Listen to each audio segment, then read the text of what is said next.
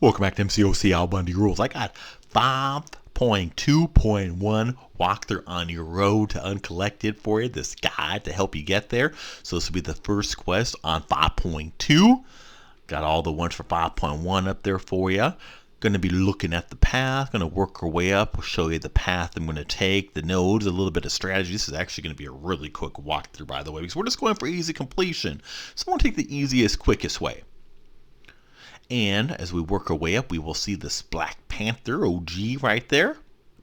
And take a look at the nodes. We see role reversal, class relation, so it's opposite. And then we have power shield. Basic attacks do no damage. They generate power, and special attacks 400%. My attacks in themselves are not going to do any damage. DOT still works though. So if you want to use DOT champs, one reason I brought AA could be very useful.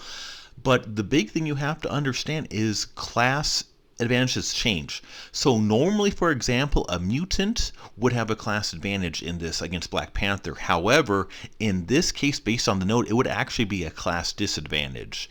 In this case, a science would normally be a disadvantage, but in this case, it would actually be a class advantage. So opposites.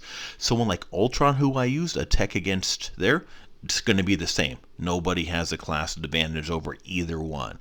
So for this 5.2.1 and other ones coming up in 5.2. If you want the class advantage, you actually want the downward arrow because it's going to show you class disadvantage, but it's actually going to be a class advantage. So keep that in mind.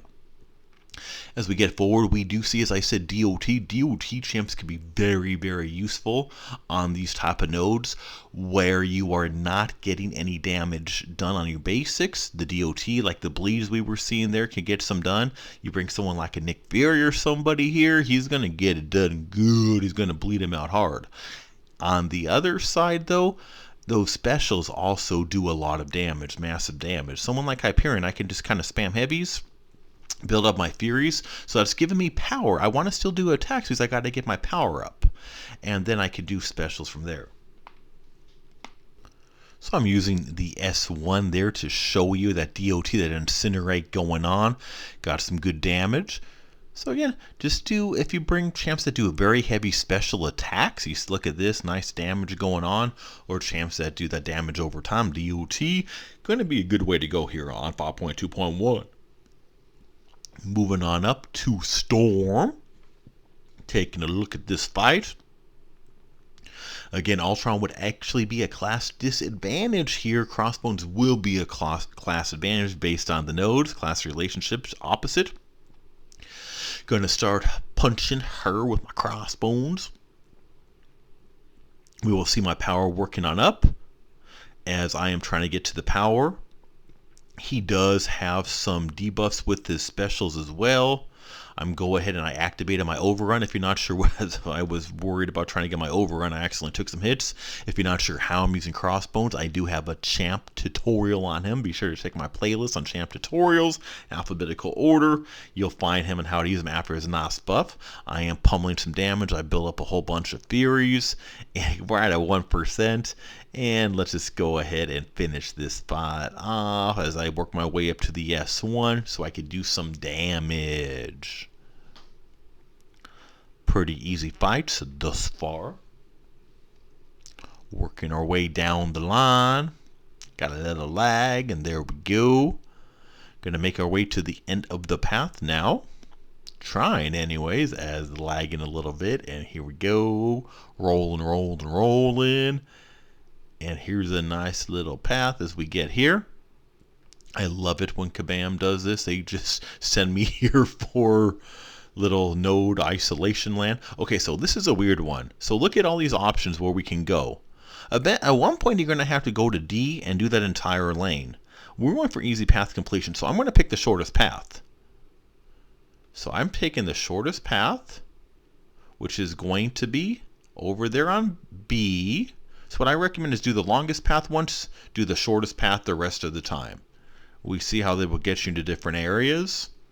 Or you can just take it piece by piece, but at one point you're going to have to do the entire path from D.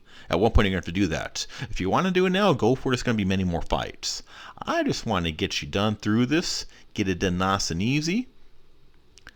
And he kind of very aware of this, so I just brought us right over here to the shortest path. A, I believe it was. And that gets me way less fights. I mean, I'm going to have nice completion very soon. And here we go on the Wolverine, breaking out the SW Scarlet Witch Classic. Doing some simple fighting here. Going to just work my power up so that I can get some nice strong special damage going on with these nodes at 400%. Nullifying those regenerations. Gotta enjoy a good Scarlet Witch fight.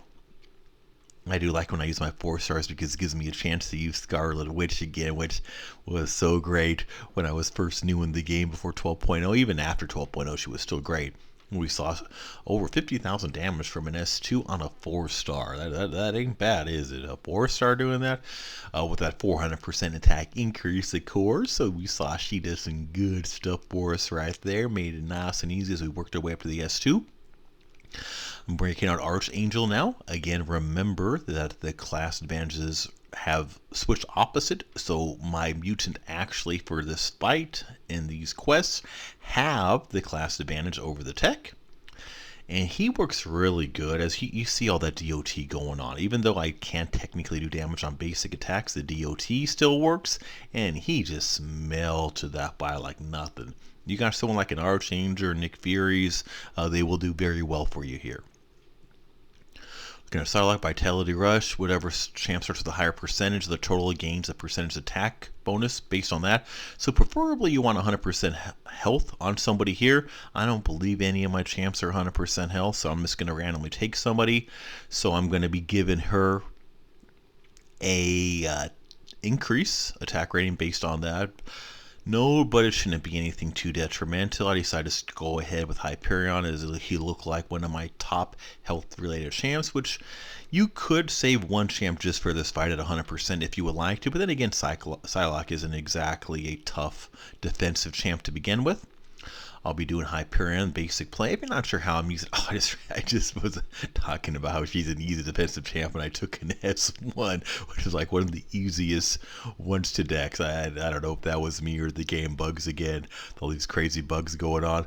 However, yeah, that was humbling as I took an S1, but we saw how easy it is. But if you're not sure how I use Hyperion, just check out my tutorials on him. I got a good one for you on him. But that was a nice, easy 5.2.1. Got more of them coming for you, as I already got all the 5.1 for you. Now I'm working on 5.2 as I'm helping you on your way, your journey to Uncollected. These guides will help get you there. Follow them, it's going to make it a lot easier for you. Don't forget to click the top left icon, subscribe to Mcoc Al Bundy Rules. Don't forget to turn those notifications on, get the newest content. Don't forget all my playlists. I got a little something for everyone, from champ tutorials to walkthroughs, massive damage tips and tricks.